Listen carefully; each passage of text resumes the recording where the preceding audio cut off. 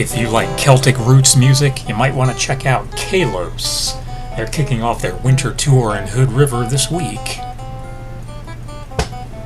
I caught up with the band and we talked about their music, new album, influences, some music history, and a lot more. Thanks for watching. I've always wondered what makes Irish music sound like Irish music. Is it the use of minor keys? Is it the 6/8 timing? It's probably a combination of those and more. And it might be a good question for the band Kalos, a Celtic roots trio that seems to put a unique spin on the genre.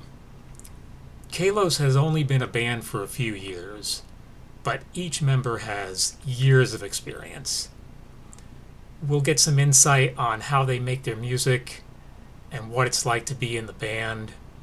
They'll talk about their new album, Headland, which was made during the pandemic, and we'll also learn some of the history of Irish music.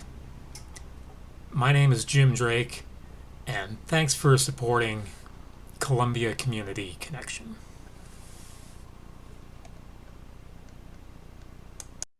Need a little bit more coffee this morning. I'm still sleepy.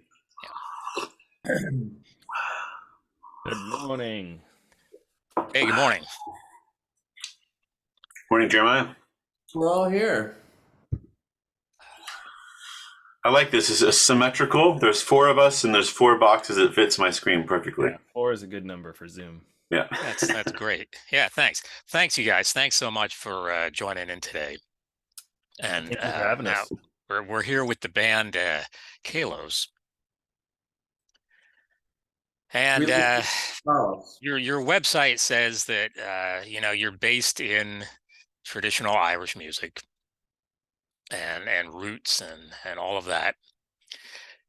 And I've watched a couple of your videos, and I have to say that some of your approach to music seems like it's stemming from like a classical music approach. Is that a fair assessment? I think it's fair in that we take, what we like to say is the music we play is rooted in traditional forms, but we take inspiration from a lot of different places, and classical is definitely one of them. Ryan actually studied classical viola at school, and so all of that stuff kind of feeds in. Like, one thing we do in this band is not try to sit in any one place, so all of the influences that we have collectively definitely get put pretty tangibly into the music, whether or not we meant to or not. It just happens. So yeah. I think it's interesting that you think it sounds classical. I think our music is definitely more arranged than your typical Irish band or something like that. But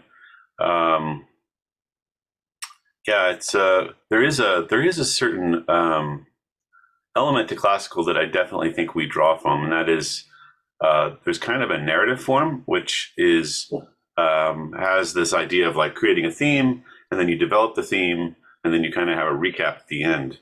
So you create these kind of story forms in your in the way that it's actually called sonata form in classical music, and we use that form quite a bit in our development. But it kind of gets embodied a little bit differently in traditional music. When you put together music, you'll take some tunes, dance tunes, and just string them together like a train, one after the other. And there's not a lot of kind of necessarily meaning to why they go next to each other, other than they're just pleasing. And so we kind of make a little bit more effort to make that process kind of more like a development in which the equivalent would be in classical music. So we kind of make the whole thing have a certain amount of cohesion that I think it is like classical in many ways. Mm-hmm. But I would say it's a keen observation. I think a lot of people don't. It kind of goes above them. So good ear. Nice. Yeah. So Jeremiah, you bring the accordion into the band, Well, actually, I usually have somebody else carry it for me, so I just like wander in. It's usually there in place. Right. Well, there are the smaller, I guess button style and like concertinas, but you're going like the full bore. Um, Well, actually, it's not even that big. I mean, it's smaller. Yeah, like there are bigger instruments, but okay, the piano accordion, yes, as opposed to the diatonic Irish melodeon. mhm. We orchestrate very heavily based on our instruments: guitar, mandolin, viola, violin, Yeah. accordion. Well, I guess the accordion is not something you typically see in like in a classical musical Oh, uh, I see. Yeah. setting, Oh but no, definitely not. um, Well, in Europe you would, but maybe not so much mm, here. In Europe, it is a classical instrument. Oh, I mm, think it's. I think we do improvise quite a bit in this band. I want to put in a plug for the fact that we actually have a lot of improvisational elements, which you could say come from some other genres. mhm, I don't even know if it's worth talking about the genres, just the fact that we improvise, mhm. and that is not typically associated with classical. or fiddle music for that matter. Yeah, You know, Mhm. tunes. tunes. Okay, so Irish music seems to be rooted in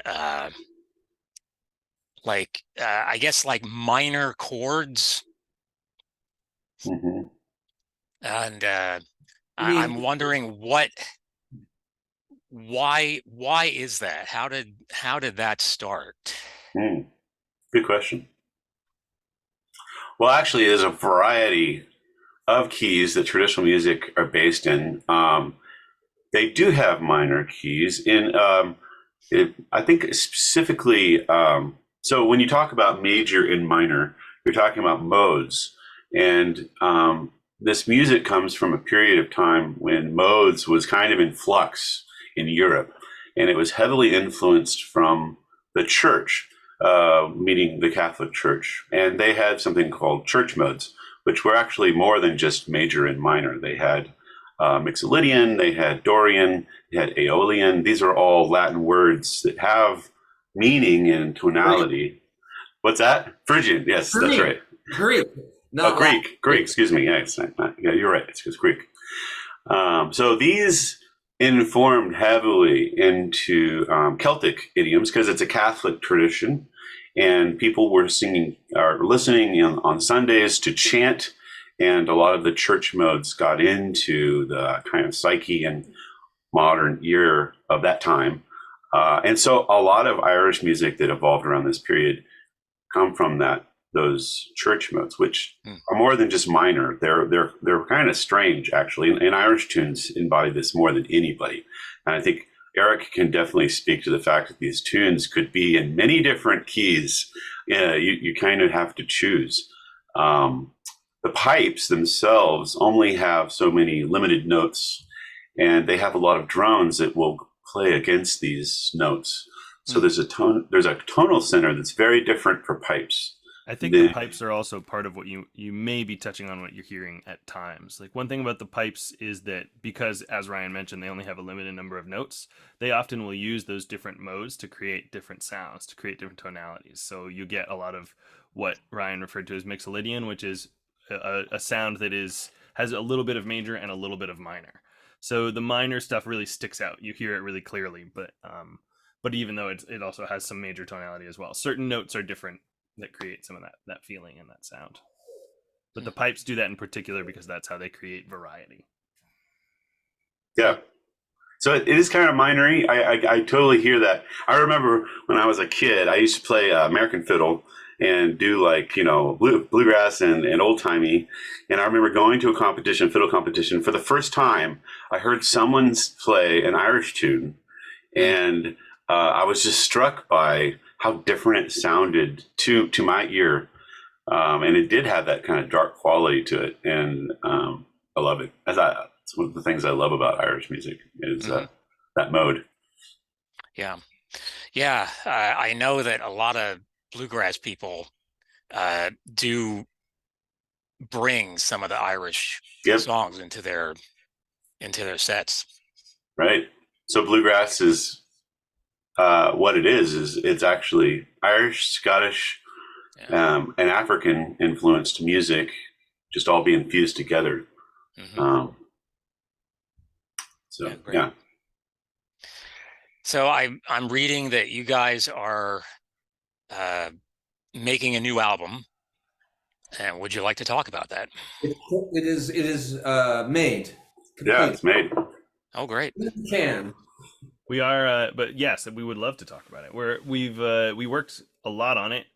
We started it actually at the beginning of 2020, and only finished it recently. And we're running a Kickstarter right now to fund the final steps to basically, it's the once you make a record, there's a lot that comes after that as well, and so that's the stage we're in, which is an exciting place to be. We've created this body of music, and that's a lot of the music we're going to be playing when we play in Hood River as well. But we've created this body of music that now is kind of encapsulated in this physical form, and we get to kind of go through the process of sharing it now. So the Kickstarter is to kind of help us with that process, and we may or may not have it in hand when we're in Hood River, depending on it could be in the mail, but you'll be able to pre-order it one way or the other, and you'll get to hear lots of the music from it as well.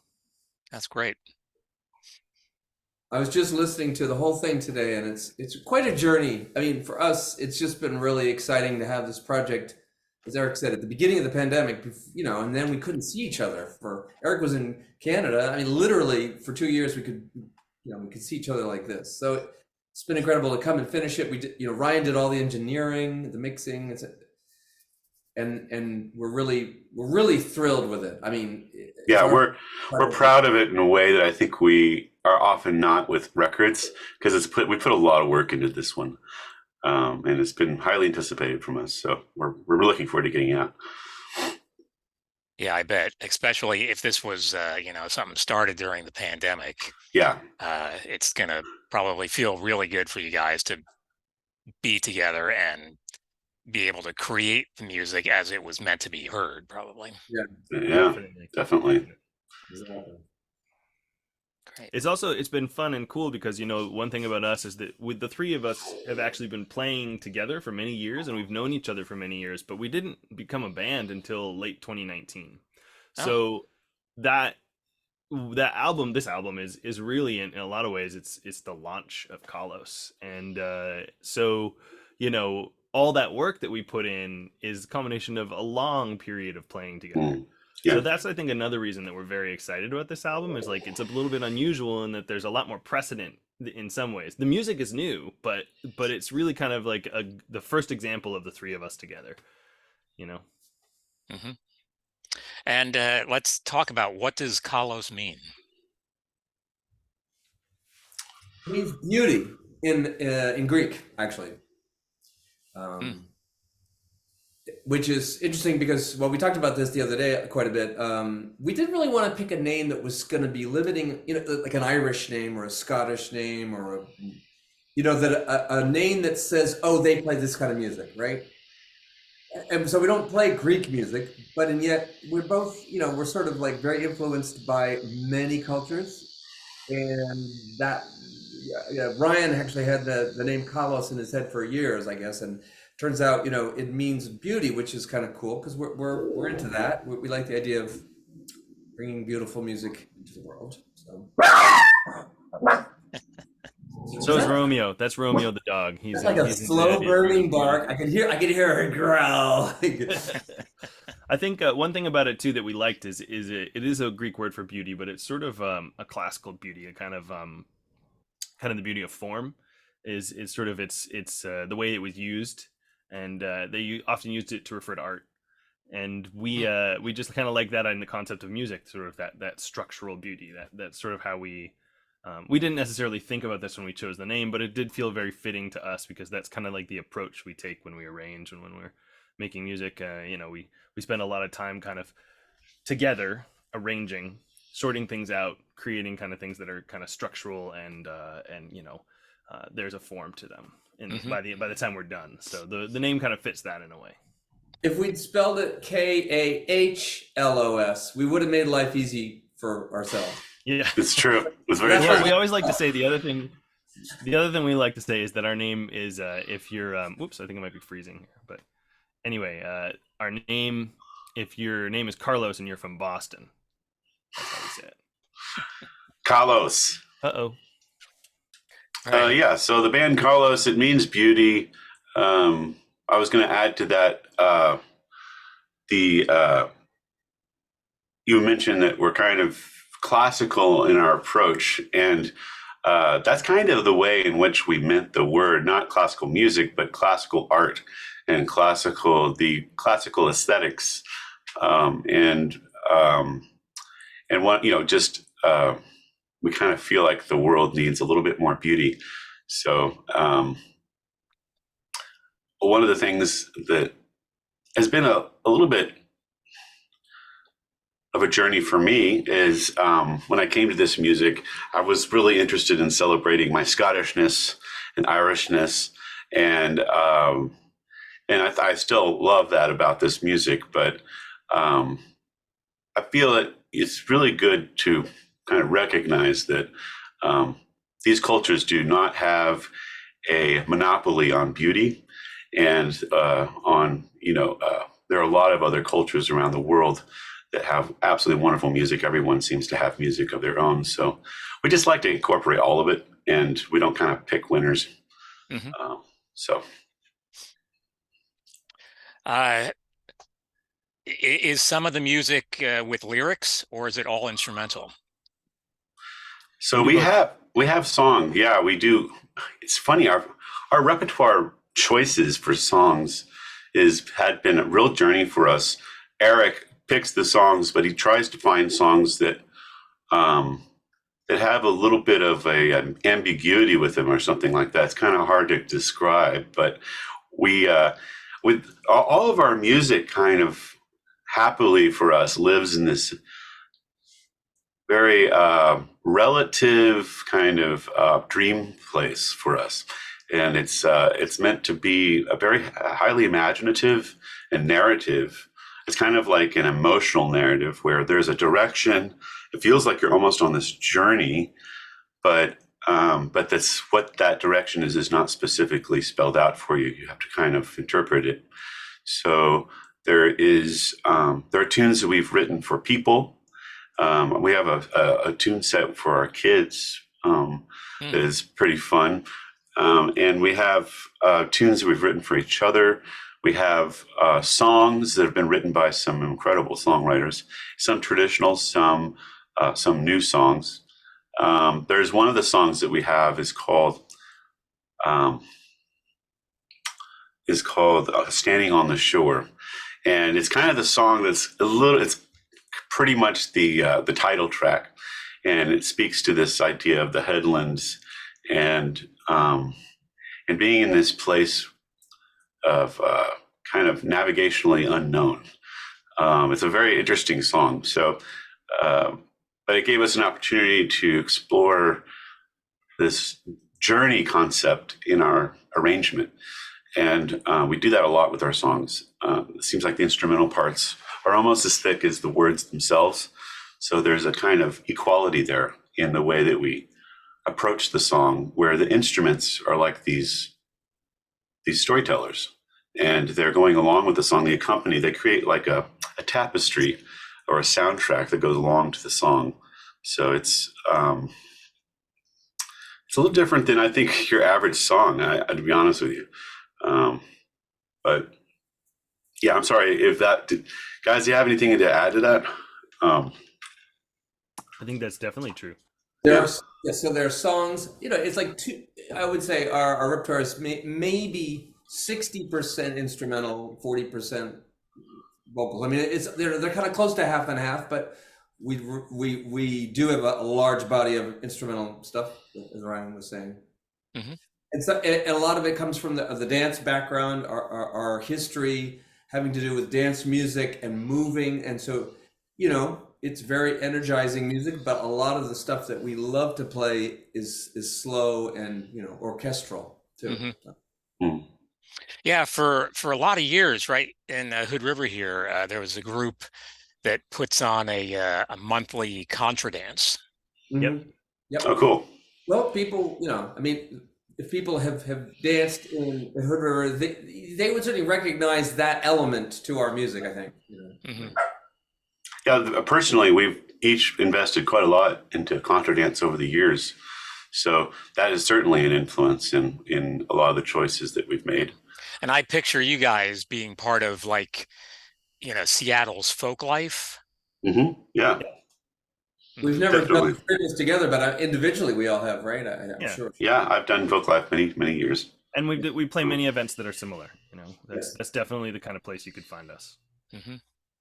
So when we were younger, there was a band that Jeremiah was a part of that was really important, had an important role in the contra dance world and music world in large called Nightingale. And both Eric and I were huge fans of Nightingale and their arrangement style. And I think to some extent we've carried some of that over, if not for another reason. Jeremiah is in the band, so he's bringing a lot of those tools with him. But there's also a kind of interesting to me. I think there was an influence in me early on from their music, so it kind of informs in our stuff a little bit. And that's definitely a contra dance band. They were kind of the Beatles of contra dance. So I thought that was the Clakewood Strutters. I mean, we've also, we've all listened to similar music, and that, I mean, I think we've listened to lots of music. We've studied a lot by listening. That is a key thing. That the one difference I would stress that the classical players' upbringing is largely, very much devoted to scores, and we've spent our lives listening. It's an oral tradition, and so we're really that. I mean, I think our ears. I know I can speak for Eric and Ryan. We are so attuned to sound and the feedback that we get when we're playing with each other. The way the instruments combine and the textures, it's so important for us. Oh man, you know what? That reminds me. Is like the way we arrange is one of the funnest things about it is how we intertwine ourselves. We try to keep ourselves completely essential, each one of us, so that there's not an unessential part in the music. And so there's kind of this, like he says, there's this deep rooted collaboration in the music that we're playing. That's I remember seeing an interview with Tom Hanks, and he was talking about his role in Forrest Gump, and he said that when you take on a role like that, it's just packed full of landmines that you could just really be devastating for someone's career. When you're, portraying someone with, mental deficiencies, you've got hot topics on the Vietnam War. You've got one after another in that movie. And he said the only way that it ever worked was how much I trust Bob Zemeckis, the director, and how much we trust each other. And we just have to kind of go forward with faith that what we're doing is working. And I got to tell you, with these guys, it's so much trust in this band. And because we have a lot of ideas, and not every idea is going to make it on the recording or in the performance. But I'm always assured that whatever else is going to happen, I trust very heavily that it's going to work, because I trust these guys a lot. So there is a mutual respect in the group that really is necessary for creativity. I've seen 4 or 5 of your videos, and it's pretty obvious that the three of you are really listening to each other. Yeah, and you're able to really hear what the other person is doing and being able to just intertwine. Yeah, with all the notes. It's really amazing.